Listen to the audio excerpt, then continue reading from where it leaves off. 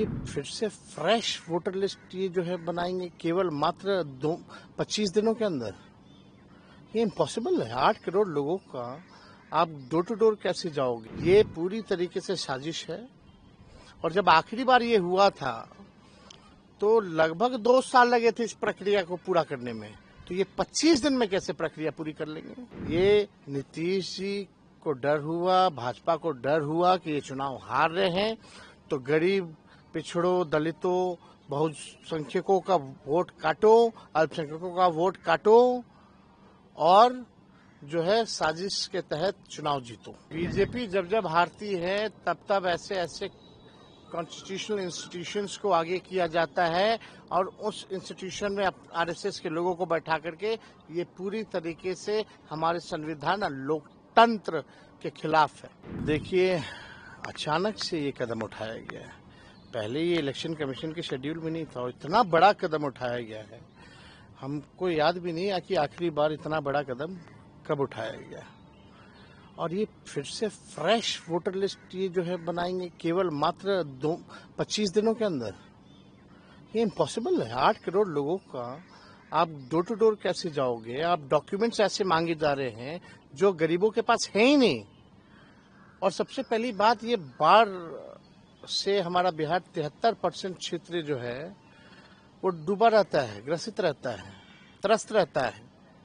लोग अपना जान माल बचाएगा कि इलेक्शन कमीशन को डॉक्यूमेंट उपलब्ध कराएगा, और वो भी ऐसे डॉक्यूमेंट जहां आपको आधार की मान्यता नहीं है, ना मनरेगा कार्ड की मान्यता है।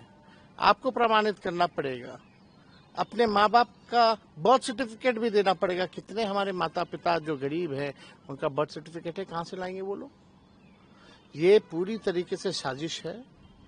और जब आखिरी बार ये हुआ था तो लगभग 2 साल लगे थे इस प्रक्रिया को पूरा करने में, तो ये 25 दिन में कैसे प्रक्रिया पूरी कर लेंगे?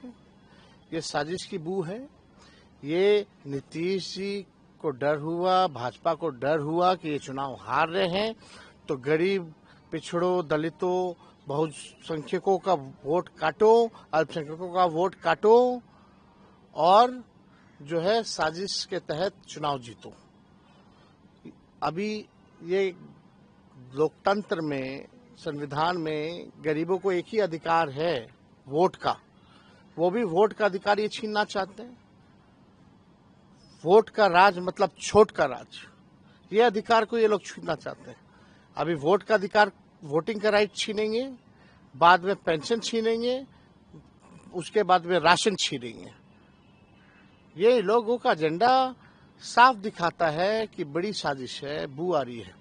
और ये नीतीश कुमार जी और मोदी जी मिलकर के गरीबों का काट रहे हैं वोटर लिस्ट से नाम।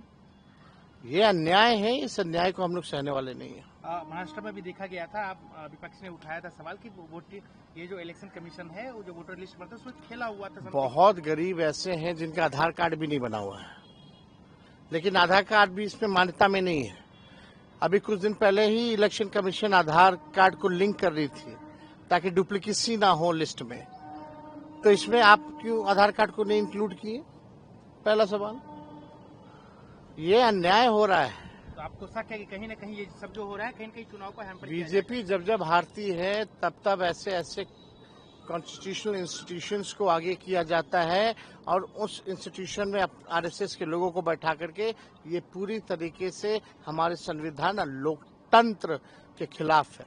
एक और सवाल, आज जिस तरीके से आरएसएस के एक बड़े नेता ने कहा कि कुछ शब्द हैं दो उसको ये लोग संविधान विरोधी लोग, आरएसएस वाले लोग जो अंग्रेज के चमचे, जिनका कोई योगदान नहीं इस देश की आजादी में, एक बार छू के तो दिखाए लोग संविधान, ये हटा करके तो दिखाए।